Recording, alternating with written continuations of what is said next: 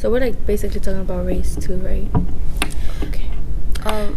So right, the whole immigration thing is like when you first come to America, like you're under the like in the Spanish-speaking countries, you were taught that America is the place for you. Like America, you're gonna come here and it's gonna be amazing, and you're gonna have a big white house with a big picket fence and everything. But then when you get here, you're just like, okay, this is not what I was planning on. This is not what my dream was. So in your head, you have the whole American dream in your head. But then things get hard. And with the whole immigration thing is like, not only do you have to go through regular police officers, but you have to go with immigration police officers. So with immigration, it's like double standard, because like your first strike, you're out. So immigration with incarceration, it plays a part, because if they can't get jobs, of course they're gonna resort to the next best thing, and they still have families in like their countries that they still need to support. So they'll do whatever it takes to support their family, to keep their family going over there, having them good and everything. Even though if they're not good in America, they'll have their family's good. Let's say working men here. I know in Patterson, my grandmother lives underneath like the highway bridge. Under the highway bridge is a group of Hispanic immigrants that live underneath the highway, but they all got jobs.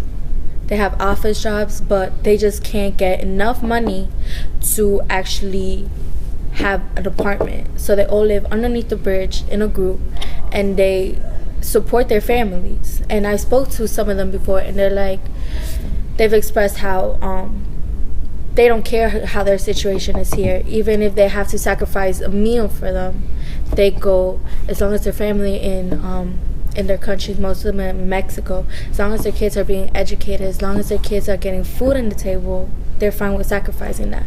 Even if they're here illegally or legally, they will go sacrifice anything for their children and then their family back in their countries. So if they do not find jobs here, they go to the next best thing. And if it has to do with criminal, they already know how to be slick with the law.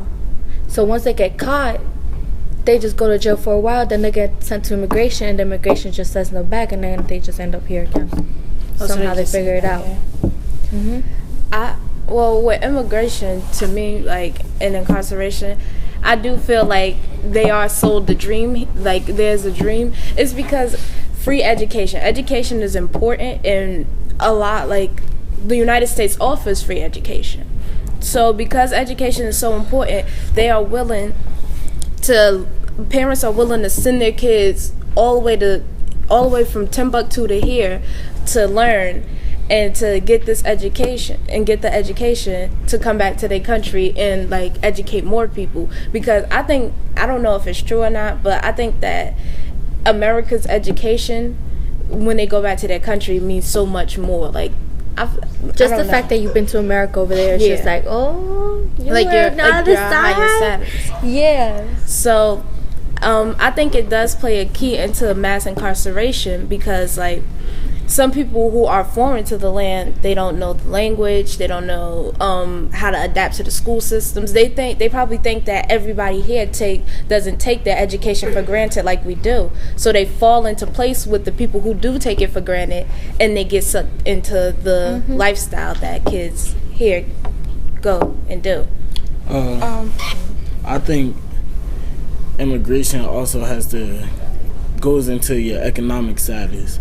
Because when you come here from whatever country you come from, your money, even if you have money in your old country, when you come here, your money is worth less.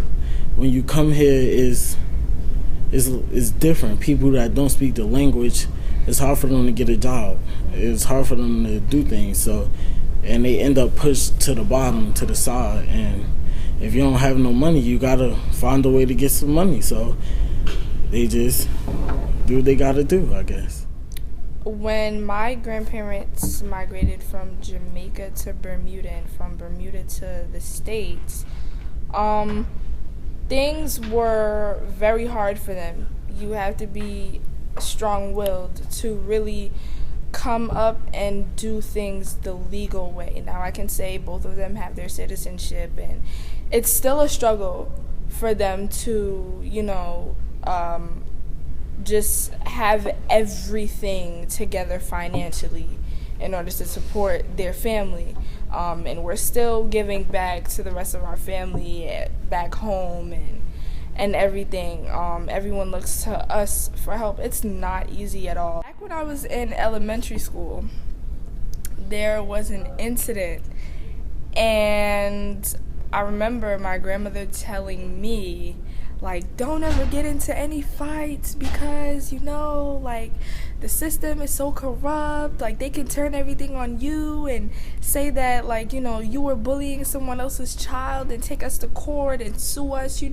We're immigrants, we're targets. I remember her telling me that at a very young age, and I couldn't really understand it at first, but as I grew older, everything started to make sense.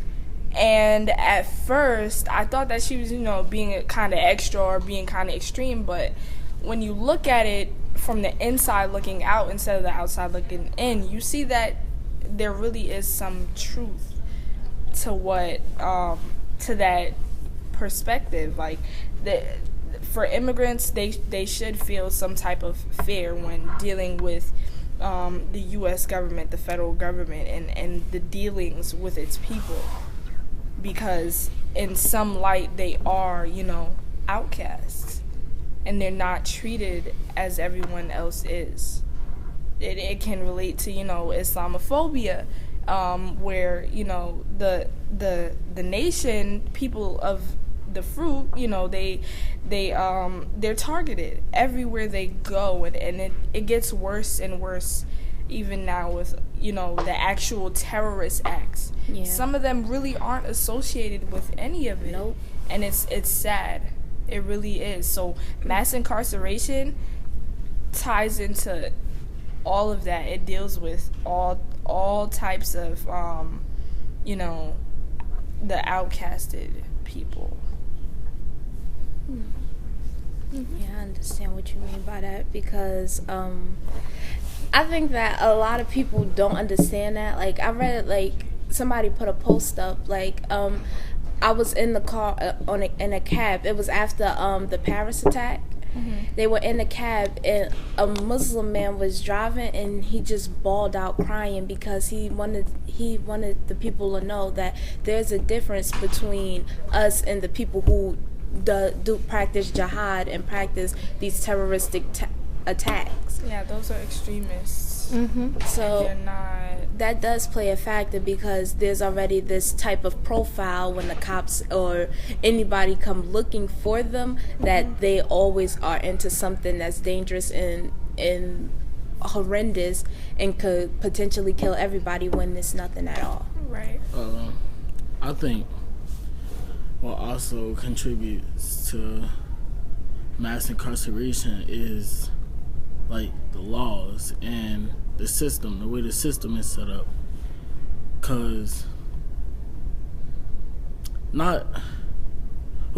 laws, because if you think about it, some of the stuff that's being done, like drugs, most people that go to jail for drugs is people that's using drugs and not people that's actually distributing the drugs.